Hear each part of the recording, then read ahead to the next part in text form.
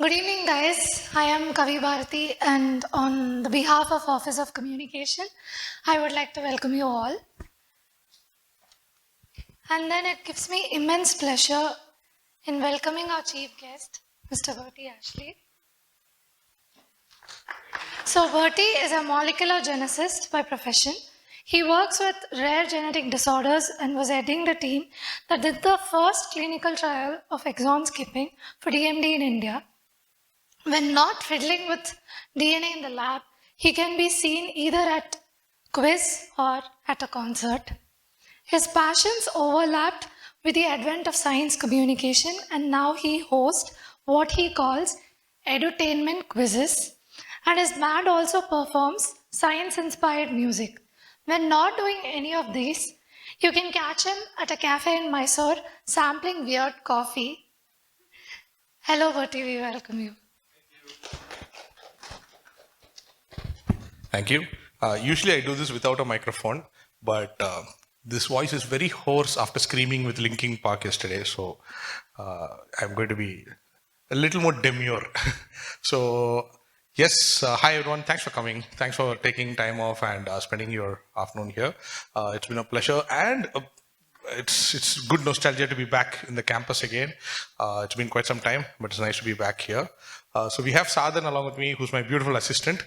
It's very rare that the assistant is more smartly dressed than the presenter, but that's how we are today. Yes. Don't get into the camera, because today it's all about us. Also, if anybody doesn't want to be featured on the social media pages, please do let us know. We will make sure that you are not covered in the photograph. You can let us know. It's fine. Okay, so first of all, Kavi, I want you also to be part of this, okay? So you can also take part, right? So science communication is something that which I have been doing without the label for many years, but now since 2021, I am now a science communicator, and I've realized that's something that is bringing lots of people together. And like she said, quizzing is my form of communication, right? And one thing that I think everybody likes is pop culture, right?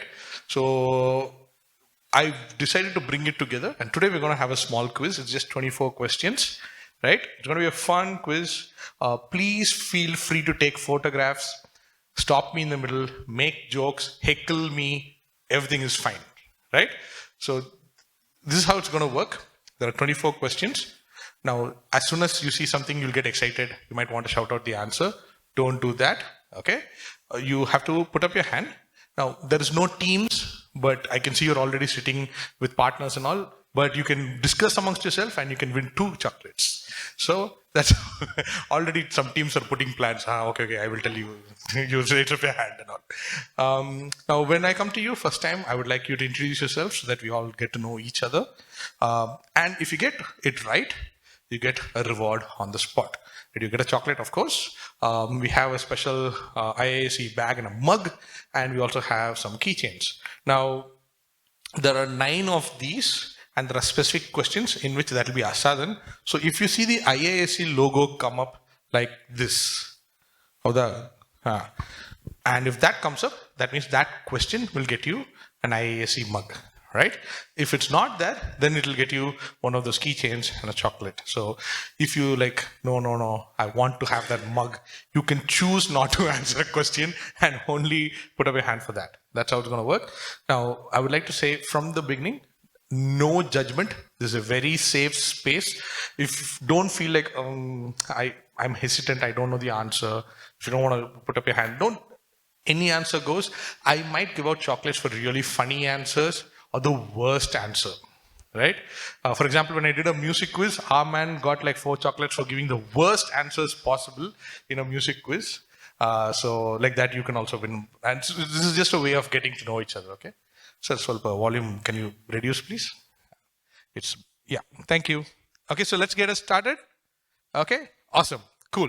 So there are some people who know of me, so the first question might give them an added advantage if you know the quiz master. If you're not, then let's just see how well you think you know me.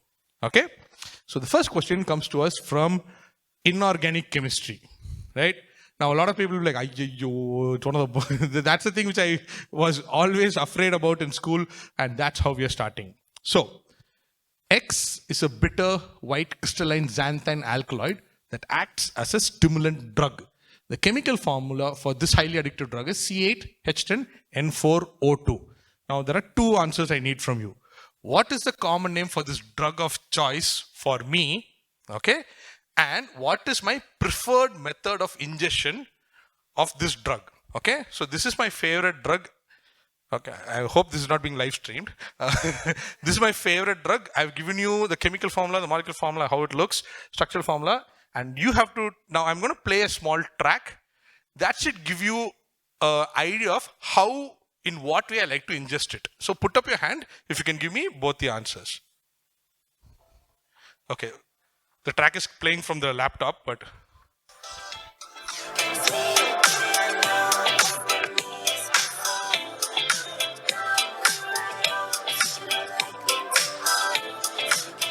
Okay, now, let's go.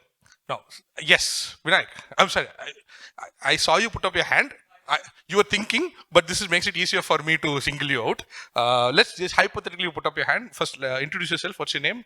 You can sit down. This is not class pro. Hi, Vinayak. Wonderful.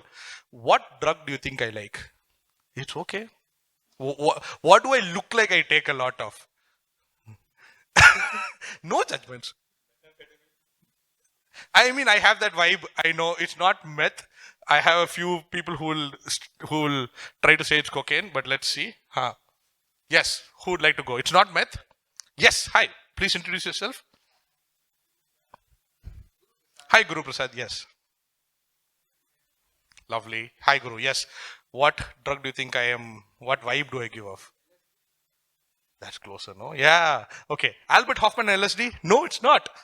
But I think you're applauding for the wrong reasons. Yes. Please introduce yourself. Hi, Sandeep. Yes. So what would be the drug? Is right. Correct answer. That gives you the answer. So this is caffeine. And that is Espresso by Sabrina Carpenter. And yes, Vinayak and Guru Prasad, thank you for damaging my characters beyond irreparable damage. But you are right. Caffeine actually comes from the methylxanthamine group. It's actually the same methylxanthamine family. And caffeine is not too far off from methylamphetamines in terms of how it is designed. And that is why it has the same effect. But obviously, caffeine is something that is regulated. Unless you're in Mysore, because everybody gives you coffee, that is unregulated. So, and I wake up to a lot of filter coffee, as somebody who reads my quizzes would know. So the answer is caffeine. Yes. So this is the vibe you're going with the whole quiz, right? So don't think too much, but yes. So now that we have caffeine out of the way, right? Now let's get a little more serious. So this is a picture from a study from the article for Bulletin of the American Meteorological Society. So they analyzed 100,000 games and they attributed 577 things between 2010 and 2019 to warming caused by climate change. So what they suspect is by the raising average global temperatures, humans have also reduced the average density of air, which becomes less dense as it heats up. So here is the question. What sport is this study from? And two, what specific achievement has now become this high thanks to global warming? Basically, the Americans have figured out a good news from the problems of climate change. Okay?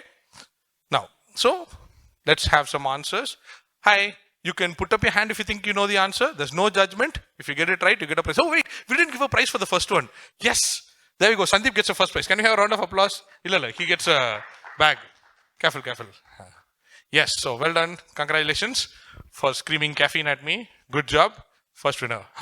So, you can put up a hand for this and tell me what sport and what's the achievement. For example, in cricket, a hat trick is an achievement. So, this is akin to me saying, do you know the number of hat tricks in cricket has increased because of climate change? It's a good thing. Like that, this is something specific that's happened. Yes, go ahead. Yes, go ahead, Sandeep. is the right answer. He gets a keychain. Well done. So at this stage, Sandeep is absolutely killing it. So this is the home run in baseball. So the number of home runs in baseball, which is basically their idea of a six, has increased because the air is less dense due to climate change. And the Americans are like, hey, see, climate change is good. No wonder they're bringing down the EPA. I mean, come on, guys. So this is an actual study which showed that home runs are more thanks to climate change. Okay, cool. So let's go from meteorology back to our favorite, chemistry. So, but now we are going to. So this is sodium citrate. Okay. So it's a melting agent which is used as a common topping for a very popular food which all of us know. Now there's a reason I've shared this molecular formula because of a very interesting coincidence. Now, two things. What is the food item that uses what is a food item which has a specific topping which goes along with that food item that is comprised of sodium citrate? Now, this is basically like saying pongal vada. That's a combination, right? You can't, I mean, it has to be pongal and vada, like that. This is another combination of a food item, but the and bit is sodium citrate. Now, somebody can put up your hand and tell me, you can just shout out food items and I can tell you if it's right or wrong. There's no judgment. Famous food item around the world. Pizza is good. What will go along with pizza? Please leave the door. Please. We don't want these negative people in our room. Oh, oregano and spice chilies. Okay, that's a nice answer. Pizza and oregano. The bad answer is pineapple. The worst answer is tomato ketchup. No. Yes. And what do you goes along with nachos? What do you put on top of nachos?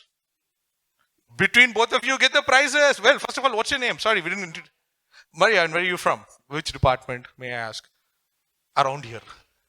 Let's take it. Can we have a round of applause, please? But I think Maria was going with something. Why do you think it's nachos?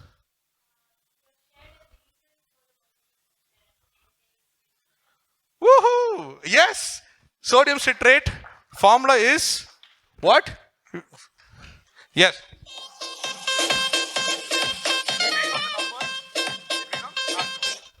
Yeah. So nachos and cheese. So sodium citrate is the agent which is responsible for melting. It's basically, next time you're having nachos and cheese, that's not cheese. You're basically having sodium citrate. That's it. Well done. Well, good job, Maria. Further question, FUQ. Where's the best nachos and cheese you've had in Bangalore? Anybody? Come on, give me some ideas. Cheese monastery. Tambi, take notes. I don't know where this place is. Let's go. In Church Street. Nice. Let's check it out. Thank you so much. Very good job. Okay. So as Kavi pointed out, I also have a band and I also do songs. And one of the things that we do as a band is we rewrite songs. We do parodies and very low budget Weird Al Yankovic is what we would like to be called as. So I've taken a very famous song here. I would say famous, like people know it. And I've rewritten the lyrics to talk about a very important scientific incident and event in history which I am very, very possessive about. So I'm going to try not to sing the song because it's very important to me. So I'm going to put the lyrics up. You have to tell me two things. What song is this, first of all? And second, what historic incident am I talking about? Okay, let me see if I can do this without singing it. How did she peer into its sides like open doors? You know the song immediately? Very good. Now let's figure out what is this about. Leading us down into its core where things can get very tight. Without a bond, the spiral's leading somewhere cold until she found it there and brought it to light. Make it up to her. You can shake it up inside. Save her, say her name and save her from the dark. Make it up, in your blood it run. You can shake up before it come undone. Save her from the nothing she might become. Now that you know what we are without, you can't just leave her. Speak up for her, make it real, bring her to life. Very tough trying to not sing that song. So you figured out what the song it is. I know you're very excited. So what is this? You can also have a discussion with your band team. And let's figure out what is this about. Very, very, yes, Vinayak. Yes. Ooh, nice. What about the DNA? I like you did that choreography action. What is that?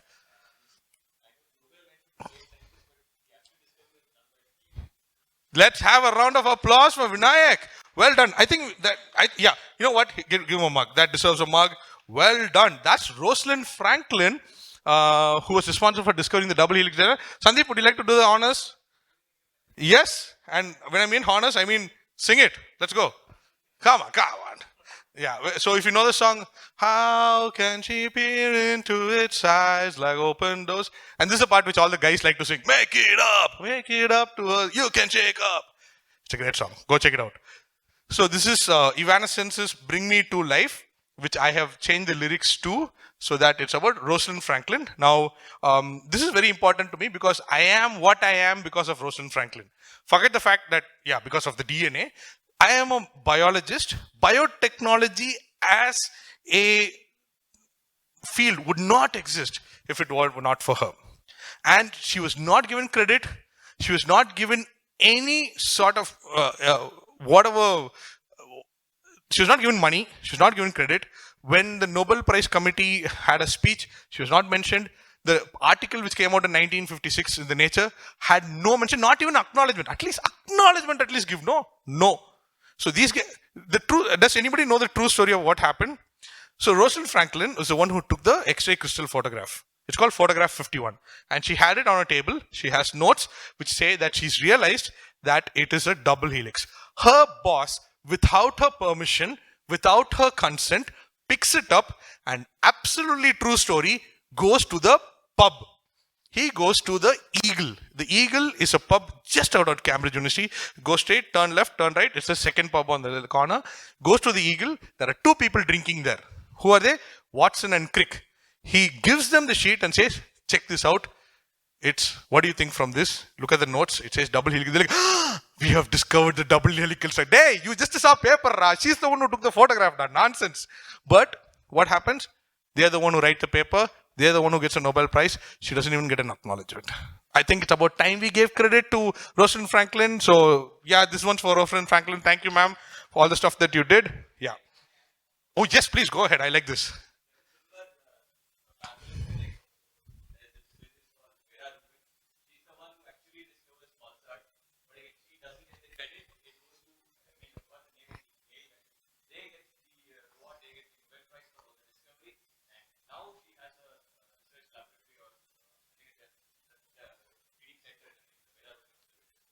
Thank you so much, Vinay. Can you have a round of applause for that? Wonderful fact. So it's not a one-off thing. This happens a lot. Yes, Sandeep.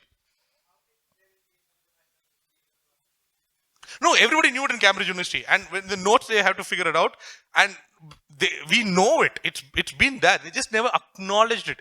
Even in their book, when Watson's book, The Gene, right? She's like, "Thank you to Rosalind Franklin and the team for taking the photograph." I mean, like, it's obvious. She took the photograph, and she's the one who wrote the notes. We know all of this because they've been saying it, but not acknowledging her, not saying it at the Nobel Prize. Or in the 1960s, 1965, they finally said, actually, yeah, but we had already written the paper. The Nobel Prize is already given. She's dead by then, so we couldn't do anything. Posthumously is when we realized the gravity of the situation. If you go today to Cambridge University, go to the Eagle pub, there's a caption there, there's a small thing. Says, this is the spot where Watson Crick saw the picture that allowed him to decipher the double helix. But who gave the picture? The other right party. What is this? Anyway, let's go next. Okay, now we're going to neurology. And hey, please, we have people looking at the screen. By the way, why is the team split? Oh, wow. Hi, come in. No problem. You're right in time. You can please sit anywhere you want. If you think you know the answer, put up your hand. You can get a chocolate. If you get the answer right. Sorry. I meant like if you put up your hand, we'll give a chocolate also. At this rate, I wouldn't mind. Okay. So we're talking about a neurological disorder today. Okay. It's called dysmetrospia. Okay. It's also called AIWS. This is a neurological disorder that distorts perception. So a patient experiences a difference in ratio and size and perception. So things can look much smaller than they are. That's called micropsia. Or larger than they are. That's called macropsia. It could be closer, pelopsia, or farther, teleopsia. right? So these are different things that could happen, because this is basically like that warning in the rear view mirror in a car. That's it, but as a neurological disorder. Now, all I'm asking is, what does AIWS stand for? What is the full form of AIWS? I'll give you one clue. S stands for syndrome. Easy part I'll take out. No, somebody will be like, I'll tell you syndrome, give me chocolate. If S stands for syndrome, what am I talking about? Again, remember, this quiz is about science and pop culture. So pop culture also includes literature. It also includes your childhood. And so, yes, hi, wow, comes in and I know you came in late, so we have one template. You have to say, put up your hand, and then I'll say hi, and then you have to introduce yourself. Then I'll say, yes, please tell the answer. Okay, so what's your name? Where are you from? Hi, Rashid? Arshit, yes. Wonderful. Oh, biology, finally. Yes, some questions are coming up for you.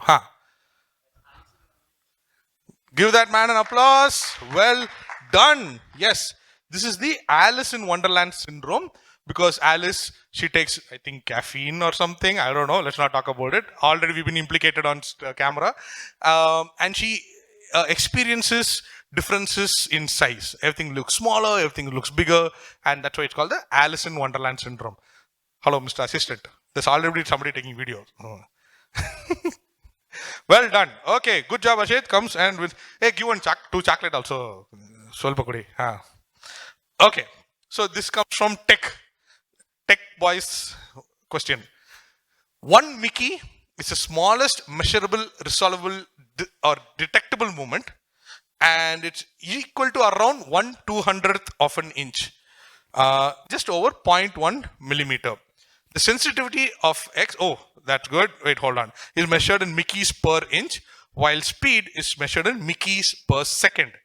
And dash motion is both horizontal Mickey and vertical Mickeys, and it's usually Mickeys per inch. Yes, hi, Guru Prasad. That was a full speed. Tell me what the answer is. So, what's the answer? So, Mickey Mouse. Well done. That's it. Yes, great answer. Can we have a prize for him? Yes, that only.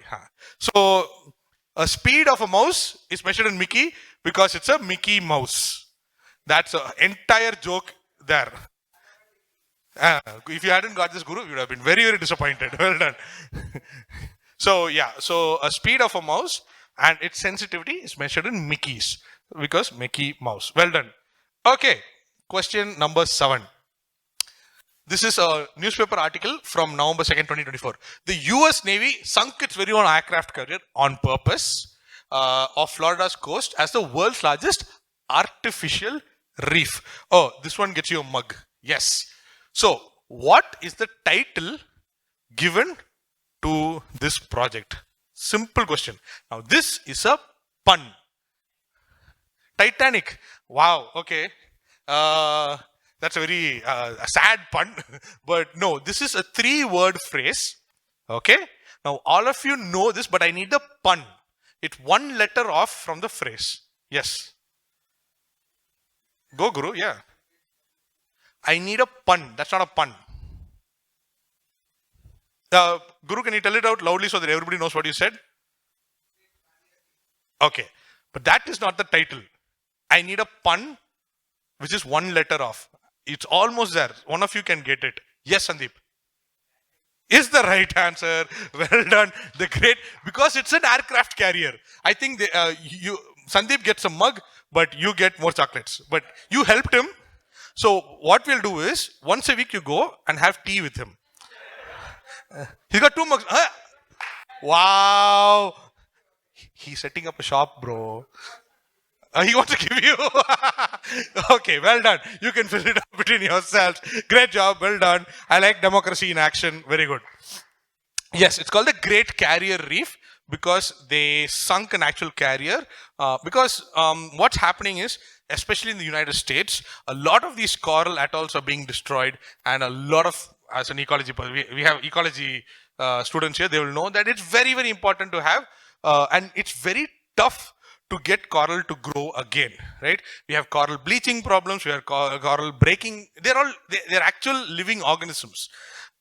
So this is one way of getting things to grow back, and that is by doing stuff like this. We have one off the coast of Maharashtra as well. The Maharashtra Navy is also sinking one of their ships so that it can become a coral reef. So well done. Good job. Excellent job. And I like that. Huh? Listen, did I tell you which country this works in? United States. Do you think they will let any oil to waste? Huh? Even if it is next door means they'll still go and get the oil and come. So no oil was wasted. I can assure you. You know, I take classes for university, and one of the interesting things we're talking about is using microbes in terms of environmental cleanup, right? So there's a very specific type of microbe which is being used nowadays in oil cleaning. So whenever there's an oil spill off the coast of the United States or anywhere, there's a particular aerogenous microbe, bacteria that's released, and it breaks down all the oil particles. Great, wonderful work. Who do you think owns a patent for it? This is not a quiz question. ExxonMobil. Exxon. Why? Because they're the ones who are doing the thing in the first place. So they're like, okay, listen, we are the cause of the biggest oil problems in the world. So we will now, so everybody's like, Exxon is helping scientific research. They were giving money for scientific research. No, that's all underhand. So that when they have a problem, it has to be cleaned up, right? If Shell has a problem, they have to pay Exxon money to use their microbes. Americans, I tell you. Okay, let's go.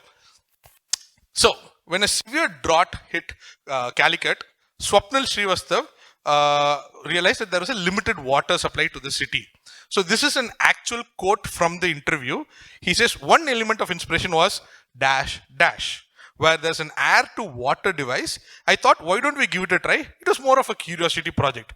So, several years later, in 2019, he set up this lab called Uravu.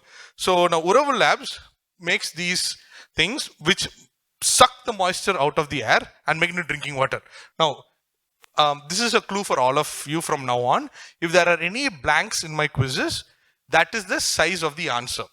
So that's called a indicative blank. So you know there are two words and how long they would be in that font. So what was he watching when he got inspired? Yes, Vinayak.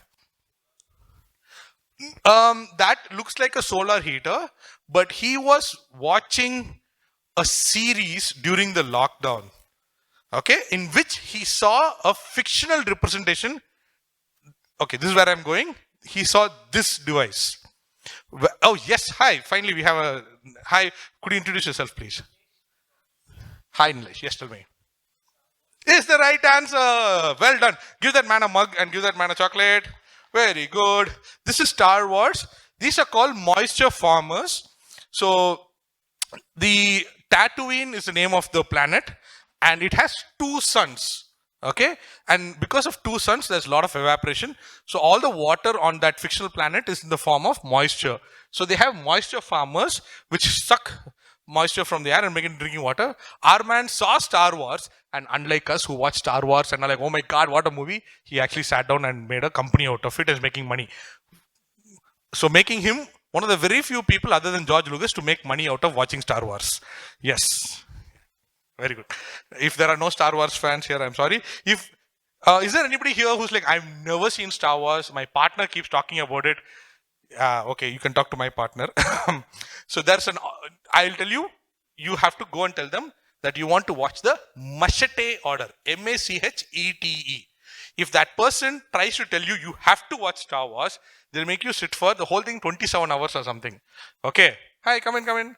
And the Machete order is a very specific order in where you watch Star Wars, where all the boring parts are taken out. There's a character called Jar Jar Binks. He doesn't appear at all in the entire movie series. If you're a Star Wars fan, you'll understand what I'm talking about. Anyway, so watch that. Hi, welcome. So if at any point of time you think you know the answer, put up your hand and I'll come to you. And if you answer, you get either a chocolate or a handshake from Sadhan. You're running out of chocolates, that's what you're going to do. So, trigger warning, we are showing pictures from a medical journal. So the people of Hiroshima and Nagasaki were exposed to high doses of radiation and subsequent heat from the atom bombs dropped on them. Now the most pronounced effect were these horrific keloid scars which are caused because of overgrowth of granulation tissue because of the burn. So there were two guys, Iwao Mori and Tomiyuki Tanaka. So they decided to raise awareness about these injuries in their own way. So they created something over the next few years, and I think this gets you a mug. Yes. If you see this IIC symbol come up, that means you get a mug as a prize. Okay. So what did they create? Yes. Godzilla. What? Don't be racist, bro. Just because I said Japan is Godzilla. Okay, give that guy a mug. Well done. Great job. Can you tell me how you arrived at that? No, other than being racist. Okay, good answer. Yeah, good answer. You could have stuck with no, I'm just racist, but well done. Yes, you're right. It's Gojira or Godzilla. So they wanted the monster's skin to show the scars on the hip palm.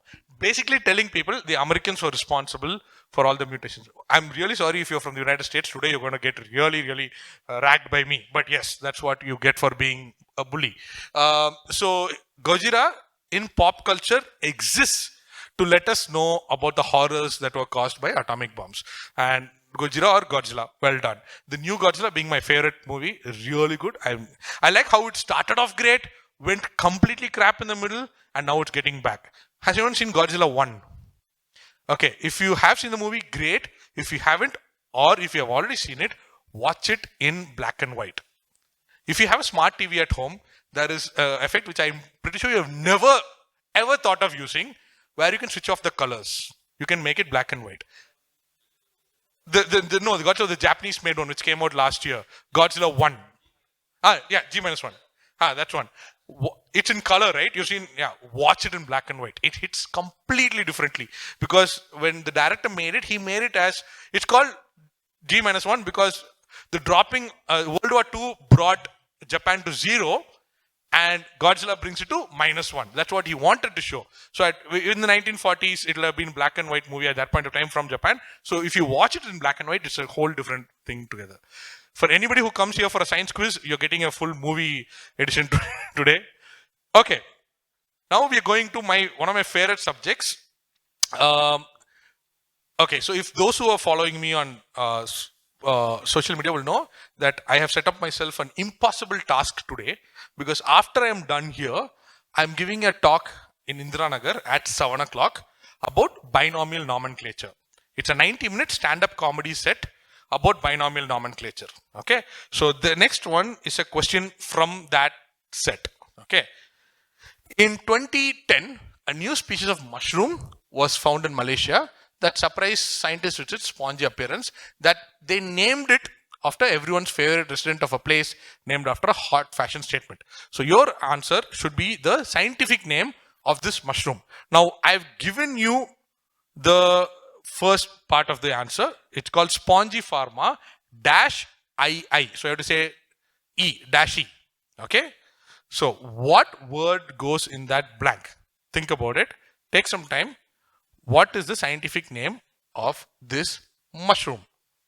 Okay? Now, what does it look like? You can say it's already, yes, what does it look like? It looks like a brain, okay, but more than that, you already have brain coral and all. But if you were to see this at home, what would you think mistake this for? You can say this is not a question. You can, yeah, if you find you at home, it will not be coral, I'm guessing, unless you live under the sea. Yes, it looks like a sponge. Is the right answer. Vinayak gets it right. Well done. This is SpongeBob SquarePants C. Yes, because it looks like a sponge. Well done. So sponge. This is the scientific humor I'm going to be talking about tonight. People who think scientists don't have a sense of humor, here you go. So this is an actual mushroom called Spongiforma SquarePants C, because it looks like SpongeBob SquarePants, right?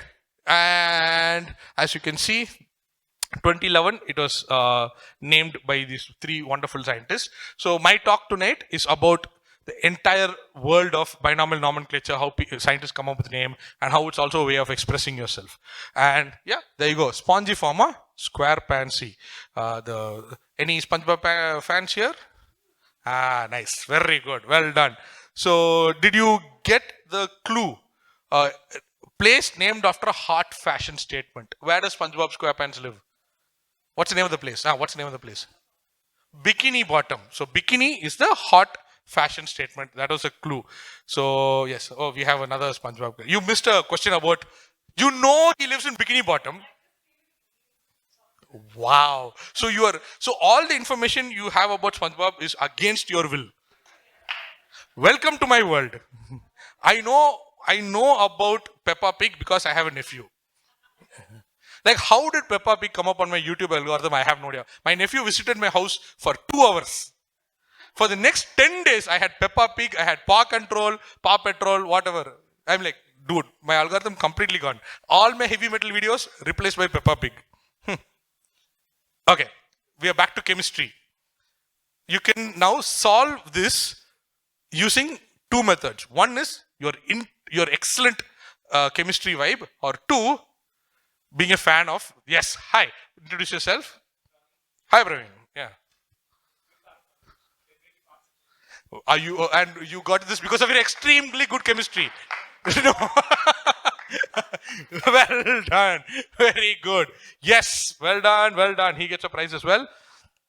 Did I break your concentration? Is a wonderful line from Pulp Fiction. But it's what also happens when you dilute a solution. And when I do it in schools, I make sure that I don't finish the whole quote because it gets very adult after this. But this is how you use memes to teach science in schools. And oh, I'm sorry, did I break your concentration? Very good. Well done. Excellent chemistry knowledge is what we will put on record. Excellent. We are back to my favorite subject, biotechnology. So I'm going to make you all answer a biotech question. Okay, so that's a zebrafish. This is a housefly. Fun fact, MMDRG, the molecular department here, ISC, has the best department to study houseflies. Just random fact for you. Anyway, so there's a particular mutation, a genetic mutation, that causes zebrafish to have very small ears. The very same mutation causes the pattern in a fly to have a swirly pattern in the wings of a fly. Now, the name of the mutation is very, it refers to 2 things which are very evident.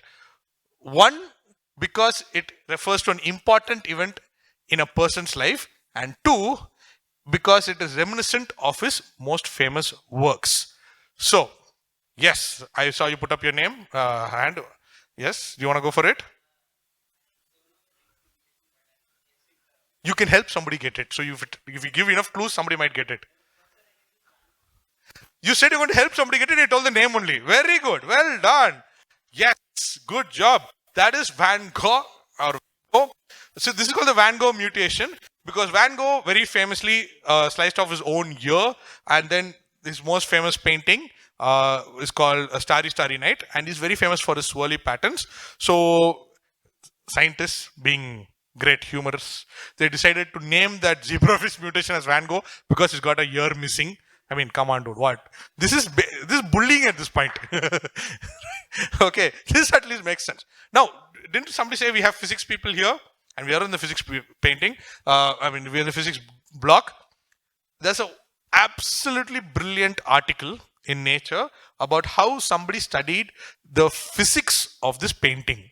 And they realized that Van Gogh could see thermal patterns that at this point of time in that city in Paris, this would have been the actual patterns, the thermal patterns over a long period of time. So they were able to study how, should I give out more information?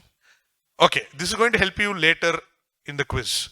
They were able to study how climate has changed over years by studying this painting.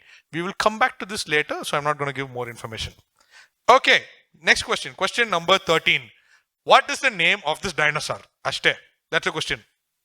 Okay, don't say this is called like Manjunath or something. There's a particular name for it. Okay, this was the biggest ever flying creature which we have discovered. A giant flying dragon which came and prey on dinosaurs. It's basically known from the fragmentary remains. It lived in Transylvania 66 million years ago. So, what did the scientists name it? Hey, you have to put up your hand. Yes, Nilesh? Is the right answer. Woohoo! Yeah. Yeah, if it's Transylvania, again, we are being really very racist, but you are right. Exactly. So this is Dracula. So the world's biggest flying dinosaur is called Dracula. Well done. And are you a fan of horror pictures or? Nobody's ever watched the original Christopher Lee version. Huh? Please, somebody tell me. The original Christopher Lee version is the best. Or go read the Bram Stoker book. Fantastic. Dracula.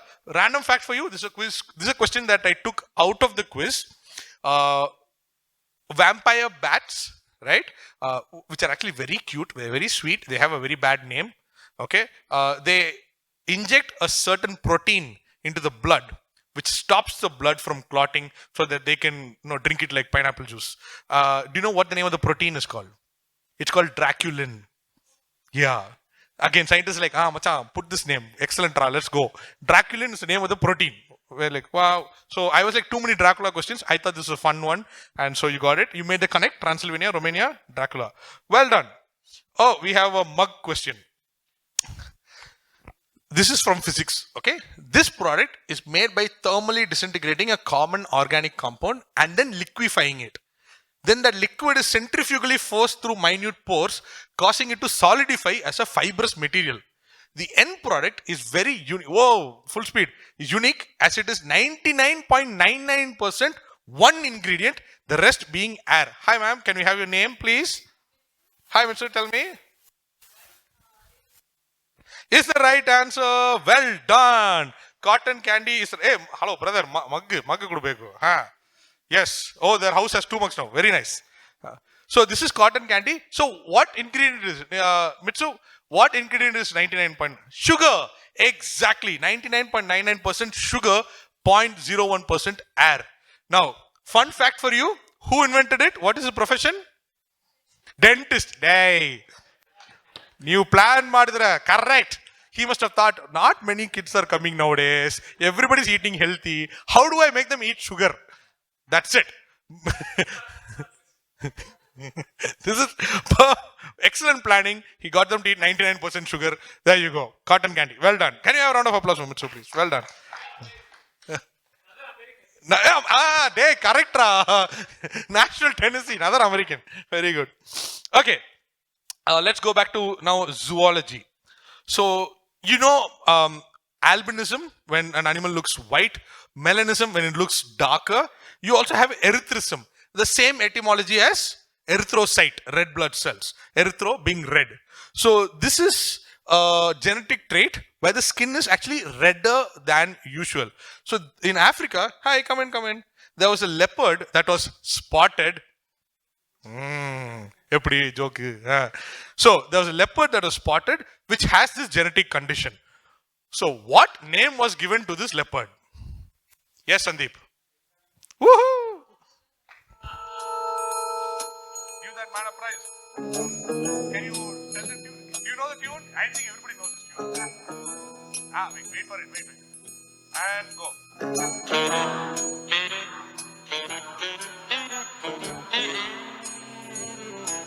Yes, this is the Pink Panther, and it has erythrism, so they decided to name it Pink Panther. Now, let's have a small important debate. Okay, cartoon series, the Steve Martin version, or the original Peter Sellers version. Anybody here know the Pink Panther series? You seem very happy. Peter Sellers or Steve Martin? Peter Sellers. That's a correct answer. Hey, give her a chocolate, please. I will not accept any more further answers. Not Steve Martin. It's got a great hamburger joke, but no, nothing comes close to Peter Sellers. Yes, Aishwarya Rai is also in the movie, but nobody cares. Okay, fine. Okay. One of the biggest problems in India is antimicrobial resistance. It's called AMR. So big, in fact, that C-Camp has a yearly budget of about 50 lakhs to give to anybody who's doing research in AMR. And AMR is, please come and take it. It's antimicrobial resistance, and it's caused by superbugs, right? Now, one mechanism which contributes to antibiotic resistance is an enzyme called NDM1. Now, this is responsible for Klebsiella pneumoniae becoming a superbug. if that enzyme malfunctions, and then you get a superbug. Now, NDM1 was first observed in a Swedish man who fell sick after visiting a country. Now, though it was later seen in other places, the name stuck. Okay, if M stands for metallo-beta-lactamase 1, what does ND stand for, which is also referred to a 2011 cult film? Yes, Vinay, go ahead. Full form for ND. Don't say Nandini Deluxe and all, okay? 2011 film is a $12,000. Hey, what are you talking now? 2012 the disaster movie. Yeah, no. No. I need a full form for ND. Yes. Just because I say, give that man a prize, well done. So, where did the Swedish man visit? New Delhi, correct. Of course he visited New Delhi, he fell sick. So, Swedish man visited New Delhi, he ate something, promptly fell sick, went to the doctor, no antibiotic worked because it was a super bug. You wanted to say New Delhi? Sorry bro, just a miss. So, yeah, New Delhi metallo-beta-lactamase is the problem. It's caused because, so antimicrobial resistance is a huge problem nowadays. And NDM1 is a very big problem. And yes, ND stands for New Delhi, which is what the reference Delhi belly to. I mean, to be honest, I do love the food in New Delhi. I mean, the best butter chicken I've had is in New Delhi. But the air is a little too tough for me. But it's okay. It's like landing into a soup of air. It's just right. Remember the question I said, hey, we will come to another question. That's a question which is coming up now.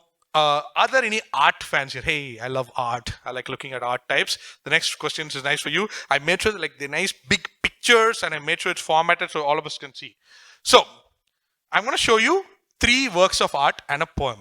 So this is Edward Degas's Racing Horses from 1885. This is the very famous The Scream by Edward Munch in 1893. Okay. Then let me just go back to this. The Sky in Chelsea by William Ashcroft, which he painted on November 26, 1883. And there's a beautiful poem by Alfred Tennyson called Saint Telemachus. Now, remember what I told you in that previous question? So these works of art are being used by climatologists to study something. So what are they studying by looking at these works of art? Now, here's a clue. Let's see if somebody figures out, or else I'll give a clue. So look at these 2 beautiful pictures first. I think obviously this is the most famous one, right? Okay, here's a clue.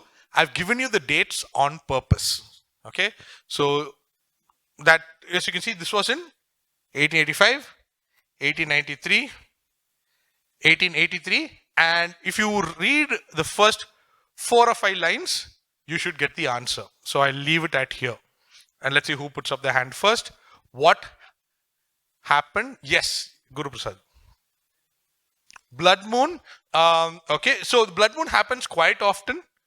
This is something that happened so far only once, to our knowledge in recorded history. Okay, let's go back to the pictures. What is different about these pictures? Like if you see a normal painting, like even when you're yes, not more. Sky is orange and red. There's no. Can we have your name, please? We didn't ask. Abhinaya. Yes. Vinayak, do you want to add to that? Oh no, much bigger. Is the right answer. Well done. So this is the 1883, but I think Abhinaya deserves the prize. Yes, Abhinaya gets a mug. Yes, you get a mug as well. And well done, you get only chocolate. You have to. Are you setting up a shop? He's got like 2 mugs already.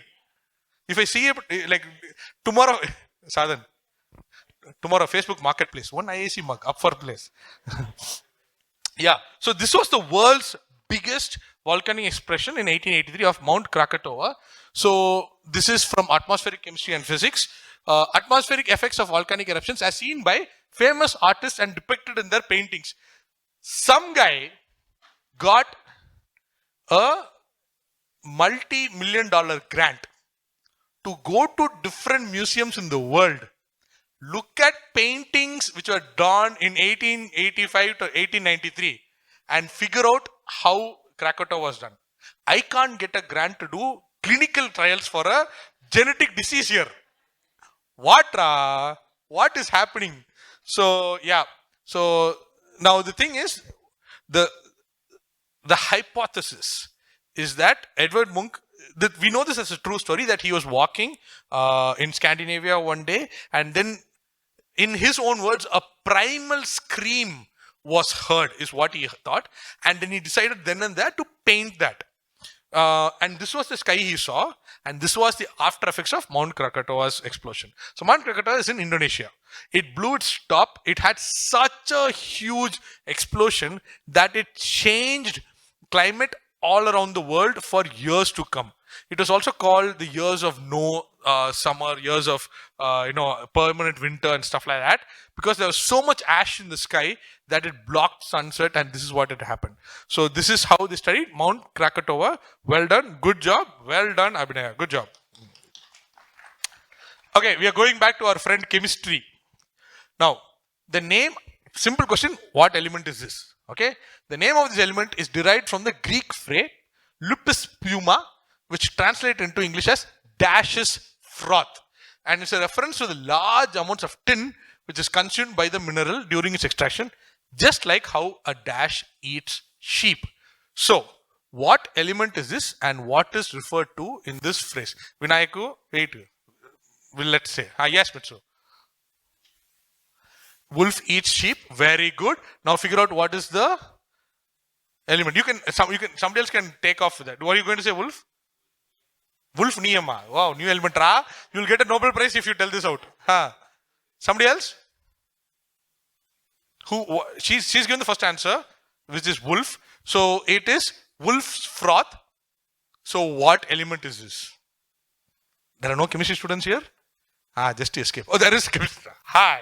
Would you like to introduce yourself, please?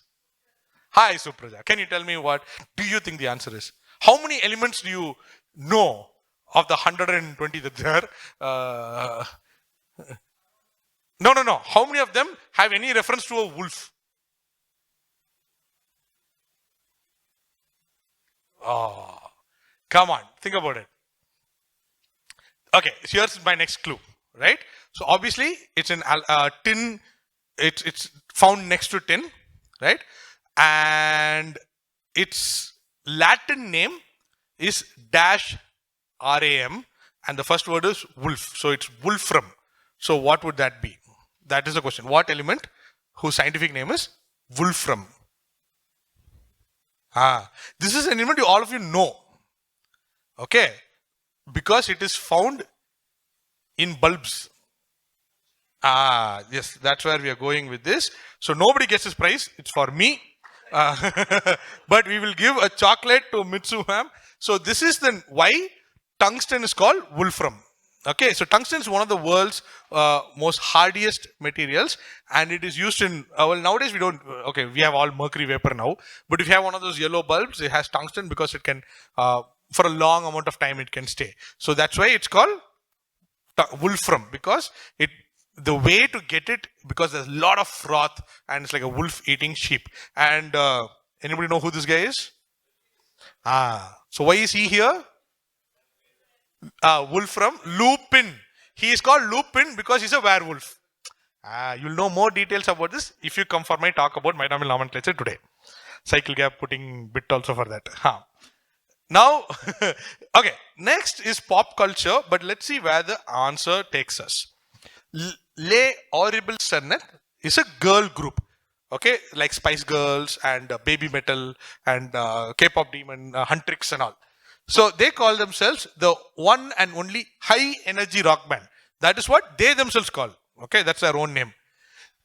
Their main claim to fame is that this photograph of them was the earliest image on the World Wide Web. So 2 questions. Where did these lovely ladies meet? And what is the fitting acronym by which the band is known? Oh, yes. Hi, Guru. Wow, full points and you get a mug. Well done. So they're all scientists at CERN. So they were all colleagues of Tim Berners-Lee. Right? So Tim Berners-Lee is the guy who gave us the internet, right? So he was a big fan of this band. So these four were physicists at CERN, and they call themselves the Les Horribles CERNets because it's LHC, CERNet, being somebody who works at CERN in French. And they are actual physicists. And this band, their band photograph was the earliest image, because when Tim Berners-Lee wanted to see if he could send an image across the internet at that point of time, he used the band image. Well done. Good job. Very good. Well-deserved mug for you. Okay, question number 20 from evolution, which is my favorite topic. All whales, if they are toothed or baleen, have this weird bone that is floating inside the body, which is not fixed to anything. This one and this one. Okay, what bone is this that gives us the absolute truth that they have legs? What bone is that? Yes, Vinayak. It's not the femur. Funny. You are being very humorous. Humerus being not the funny bone, by the way. Yes. Yes. No, it's not the humerus, not the femur. Go on. It gives us the absolute truth.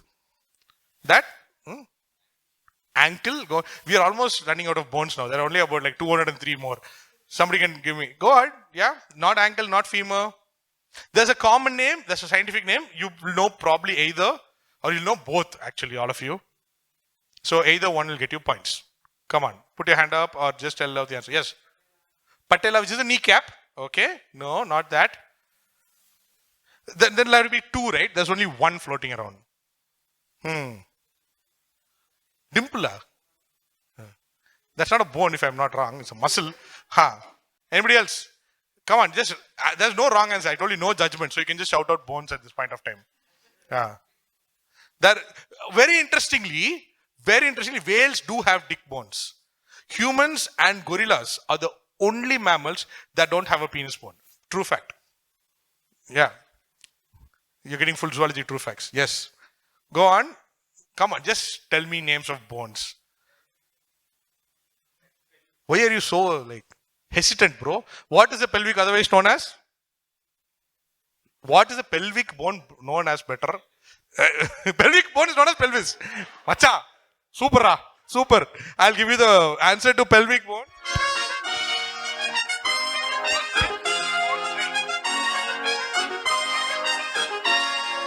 Yeah, hips don't lie. I told you absolute truth, I told no. Absolute truth means there's no lie. So Shakira was telling about evolution of cetaceans. Correct. That's what I'm taking this to be. Okay. So yes, the pelvic bone, irrespective of whatever whale you pick up, is always there. Okay. Because at some point of time, they were ancestors had a hip or a pelvis. All other bones have disappeared except that. And I love this title, The Erotic Endurance of Whale Hips. I was like, this is coming on my quiz at some point of time. And as a 90s kid, we have to put a Shakira gif somewhere. Yes. Who answered? Pelvis. Sandeep gets it. He already got a mug. You know what? Just leave that tray there. Unless he has diabetes, just leave that tray there. Okay. By the way, did anybody see the new video of Shakira and Ed Sheeran? Ed Sheeran singing Hips Don't Lie. Shakira, Shakira, Waka Waka. Oh, it is so good. Nobody expected that collab. Very nice. Very first time in IAC, somebody's brought this up during a lecture. Very good. Okay. This is Judith Love Cohen, one of the greatest scientists of all time. So, she was an electronic engineer. She was pregnant when working on a huge issue in an important computer program. And the program was called the Abort Guidance System, very ironically, without which a historic event would have never happened. Now, I'll come to you. So, she was working on this. A problem comes up. She is in labor, but she keeps working because she realizes that job is something only she can do. So she solves the issue, goes to the hospital and gives birth to this guy. Okay? So this is Jack Black's mother. If Jack Black was born on August 28, 1969, Vinayak, What was the name of the project his mother was working on? Is the right answer. Well done. Good job. Jack Black's mother was pregnant with him when the issue for the abort guidance, if the Apollo 11 couldn't come back, how would they abort?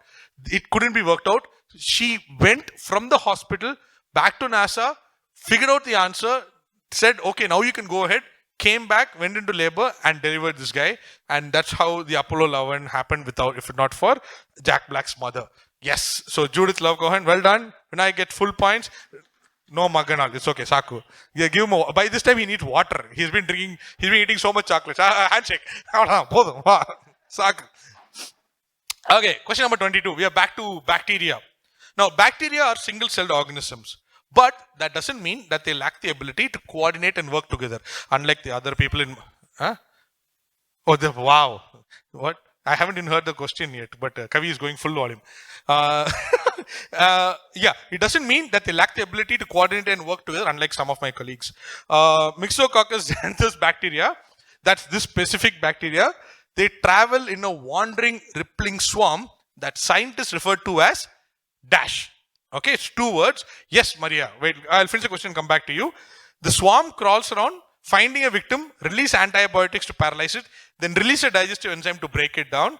And the name comes to this because that particular animal reference to in that travels in groups led by an alpha male. What is the name for the swarm of bacteria which is made famous in the movie The Hangover? Yes, Maria. Goofia. Yes, Kavi. Yes, well done. Kavi gets an answer. Well done. This is the wolf pack. All of you know some boys will go off on a Saturday to Nandi Hills, like, Macha, let's get the wolf pack together. That is what. They are basically like single cell bacteria only. So, this is an actual paper deciphering the hunting strategy of a bacterial wolf pack. Absolutely true paper. So, these bacteria actually plan. They all come together and they're like, okay, that's our prey there. You go to that side, I'll go to this side. Let's all swarm around, capture it. And that's how they get rid of prey which is much bigger than them. So the name... You have a lab here? Oh, lovely. Fun. Is there anybody from the lab here? Are you taking the video to show it to somebody in that lab? You should. Guys, you should have come. You would have got the prize. You would have got a mug. You used to be a student. Nice. Good thing you answered this question. Well done, Kavi. Good job. Right. We have 2 more questions left, after which we'll have a tiny break, small break. Okay. So the next, when Dan Povenmire created this character, he decided to give it an unnatural color to go with its unnatural characteristics. In 2020, scientists discovered that under UV light, it actually glows teal colored. So now I need full answer. We have somebody new. Hi, what's your name? Hi Devesh, which department are you from? Very nice, best department. Go ahead. Yes. We have full answer. Louder. Let me. Hey. This is a strange one. Wait, who are you? A platypus? Berty the platypus! Oh, are you my new temp? Well, let me just get you up to speed. I know it's a bit of a mess. I'm just putting the finishing touches on my latest maniacal plan. And Berty the platypus will never be the wiser. Berty the platypus! Yeah, that's correctly. Yes, this is Berty the platypus. This is one of my favorite fundas I know.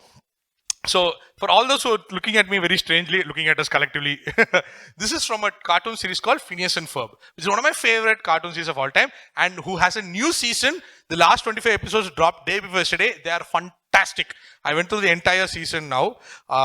So, when Dan Povenmire, who's got a brilliant Instagram profile, by the way, created Perry the Platypus, he was like, I don't want kids to get, usually when you make a cartoon, then the kids will get very excited and they'll want to go and get that animal from the wild, which is not good. So he said, I will make one character which they can't get geographically because all of them are in the US, obviously. And he didn't want it to associate with an actual animal.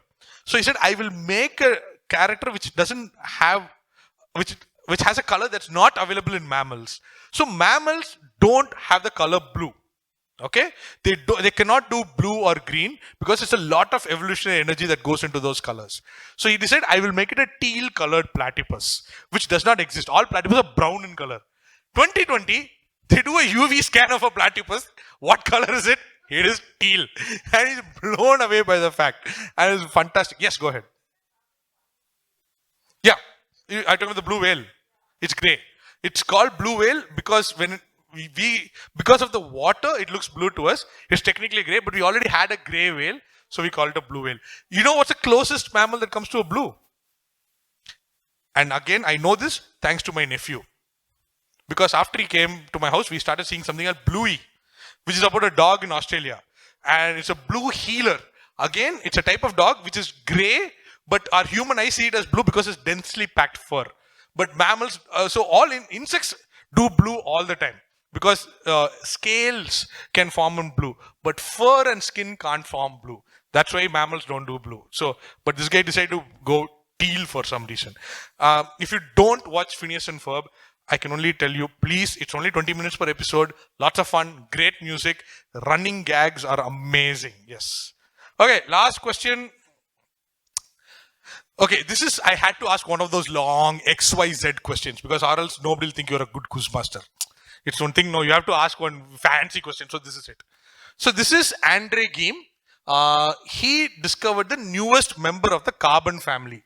It was discovered by accident. It's a single layer of carbon atoms arranged in a hexagonal lattice structure, forming a 2D material with exceptional mechanical, electrical, and thermal properties.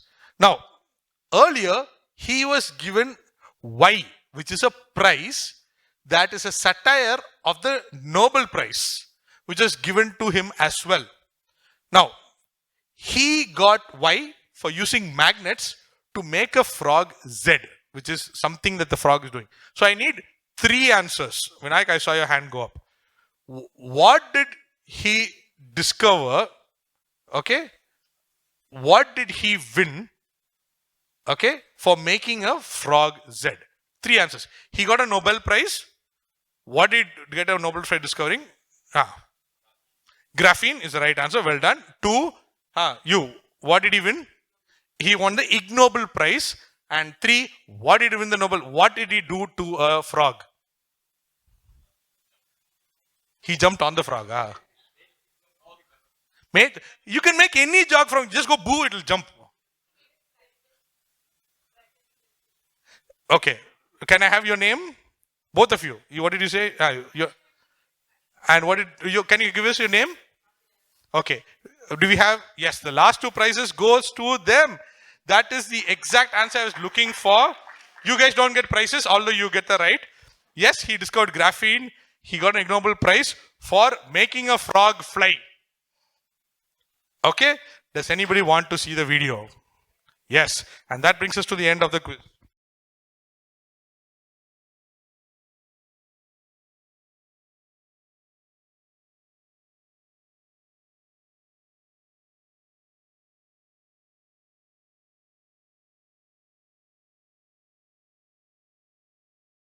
This is Levitating by Dua Lipa. So obviously a great answer to finish off the quiz. Ladies and gentlemen, thank you so much.